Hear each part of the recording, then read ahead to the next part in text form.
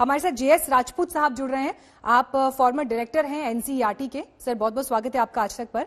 Doctor Sandeep Vohra हमारे साथ जुड़ रहे हैं, आप साइकोलॉजिस्ट हैं। और परवीन मल्होत्रा हमारे साथ हैं, आप करियर काउंसलर हैं।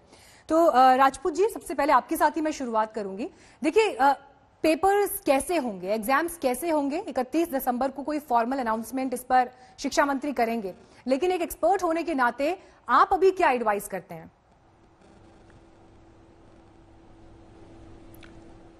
मेरे पास दो चीजें हैं जो मैं इस समय कह सकता हूं। पहली, सभी असमंजस में हैं, चाहे माता पिता हो चाहे सरकार भी संभवतः असमंजस में ही होगी।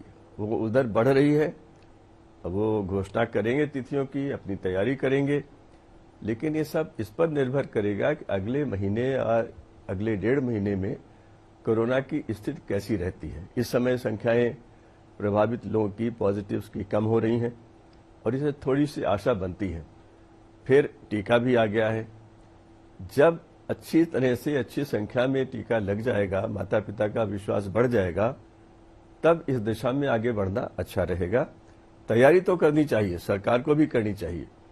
दूसरी बात जो मैं कहना चाहता हूं कि इस पर भी विचार हो सकता है कि नई शिक्षा नीति में जब कक्षा 8 के 9, 10, 11, 12 को एक साथ कर दिया गया है, तो निश्चित रूप से कक्षा 10 के परीक्षा का महत्व वो नहीं रहेगा जो इस समय बोर्ड परीक्षा का है। तो इस पर भी विचार किया जाए कि क्या कक्षा 10 में ऑफलाइन आवश्यक है, या वहां पर भी कुछ ऐसा हो सकता है कि बच्चे कुछ विषयों में ही ऑफलाइन बुलाए जाएं, बाकी में न बुलाए जाएं या बिल्कुल न बुलाए जाएं। ये एक संभावना है जो बहुत से माता पिताओं से मेरी चर्चा में निकली है। तो अभी मैं ये कहूंगा कि ये सरकार सही दिशा में जा रही है, लेकिन जो अंतिम निर्णय होगा वो संभवतः परीक्षा के 10-15 दिन पहले ही होगा।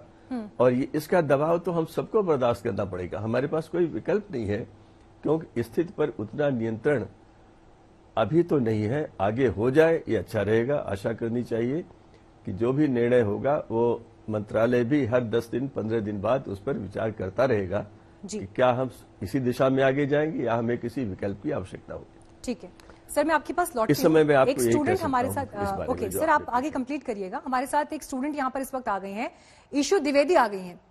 ईशु, आपको अगर आवाज मिल रही है बताइए, आप कौन सी क्लास में आप अभी? 10th में, 12th में?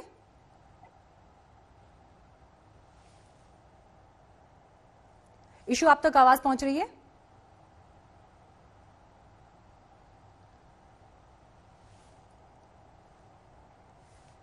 जी ईशु, आपको आवाज मिल रही है क्या? अगर आपको आवाज आ रही है तो प्लीज अपना सवाल रखिए। मैम ये पूछ रही थी कि मैं 12th स्टैंडर्ड में हूँ, हमारी स्टडीज ऑनलाइन ली गई है। ठीक है, हमारी स्टडीज ऑनलाइन हमने की है अभी तक।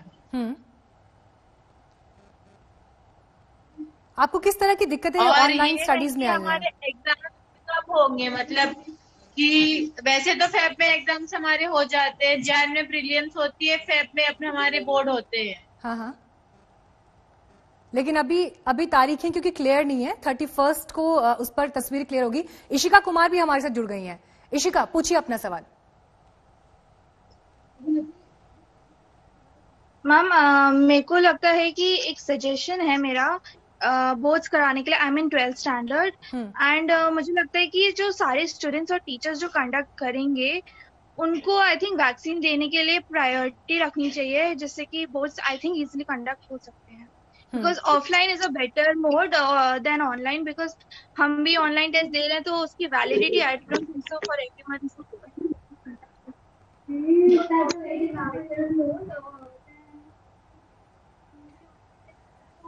और छात्रों को भी हम जो है आगे बढ़ाएंगे, लेकिन राजपूत जी, आप क्योंकि तमाम सवालों के जवाब हमें दे रहे थे। देखिए, एक जो स्थिति यहाँ पर बनी है, पहले ऐसा लग रहा था कि जनवरी फरवरी तक भी एग्जाम्स शायद नहीं होंगे, लेकिन इसके बाद ठीक एक दिन पहले शिक्षा मंत्री का ट्वीट आता है जिसमें वो ये कह रहे हैं कि 31 दिसंबर को अनाउंस करेंगे आगे क्या होगा। इस तरह से पहले कुछ कहना, फिर उसके बाद दूसरा एक वर्जन आना, ये भी कहीं ना कहीं छात्रों की तकलीफ या उनका जो एक स्ट्रेस लेवल है उसको बढ़ा रहा है। नहीं, आप इसको यूं क्यों देख रहे हैं? उन्होंने जो कहा था कि जनवरी फरवरी में नहीं होंगे, उसको उन्होंने बदला नहीं है। हो सकता है जो तारीखों की बात कही जाए उसके बाद की कही जाए। आप इसको पॉजिटिव उसमें लीजिए, आप ऐसे क्यों ले रहे हैं कि बदल गया। मैं नहीं काफी स्टूडेंट्स क्योंकि ये बात कह रहे हैं कि हम क्या मानकर चलें। एक्चुअली जितने स्टूडेंट्स हैं हम लोग बात कर रहे हैं, हमें बताना चाहिए, हमें सब बच्चों को हमें जी बोलिए सर। नहीं, मुझे ऐसा लगता है कि हम सभी को अभी ये मानना चाहिए कि जनवरी फरवरी में परीक्षाओं की डेट की घोषणा मंत्री जी नहीं करेंगे, क्योंकि वो कह चुके हैं। जैसे मैं ये मानूंगा कि वो जो घोषणाएं करेंगे वो मार्च अप्रैल के आगे, मतलब फरवरी के बाद की ही किसी तिथि की होगी। एक बात और यहां पर मैं कहना चाहता हूं, ऑनलाइन जो बच्चे पढ़ाई कर रहे थे उनकी कठिनाइयों की तरफ ध्यान देना बहुत आवश्यक है। बिल्कुल। एक तो बहुत बड़ा वर्ग है जिसके पास ऑनलाइन अध्ययन करने की सुविधा नहीं है, इस तथ्य को हमें मानना चाहिए।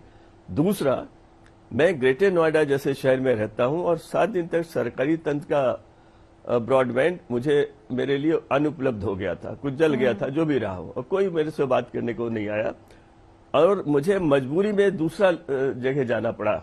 तो हमारे यहाँ ये जो स्थिति है, अध्यापकों ने बहुत तेजी से अपने को इसमें आगे बढ़ाया, सीखा और सिखाया, लेकिन व्यवस्था की भी तो आवश्यकता थी कि वे भी देखते कि बच्चों को ऑनलाइन अध्ययन हो रहा है, अतः उन्हें कहीं सिग्नल नहीं मिलता है, कहीं सिग्नल, जैसे कभी बच्चों ने कहा, आपके उसमें भी कहा कि उसमें बीच बीच में व्यवधान बहुत होता है। तो अभी हम उसके लिए परिपक्व नहीं है कि हम पूरा ऑनलाइन परीक्षाएं कर सकें, और ऑनलाइन जो ऑफलाइन का विकल्प नहीं है उसमें मदद कर सकता है।